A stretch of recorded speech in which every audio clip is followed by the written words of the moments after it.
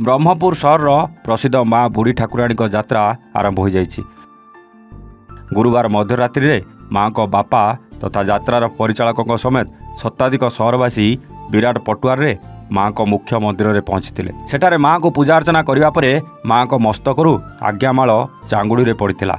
यापर माँ को आज्ञामाल थिबा चांगुड़ी को आनी अस्थायी पीठ में स्थापन कर आरंभ होता माँ को यात्रा। शुक्रवार बड़ी भोरु देशी बेहरा स्थित अस्थायी मंडप में विराजमान करिसेंती माँ। एबे बाप घरे 26 दिन रही पाइबे पूजा अर्चना। यह समय ब्रह्मपुर सहर में लक्षाधिक भक्तों समागम होब। यह नहीं सहर व्यापक सुरक्षा व्यवस्था ग्रहण करा जायछि। गंजामरू जगन्नाथ साहू रिपोर्ट, एवान ओडिशा।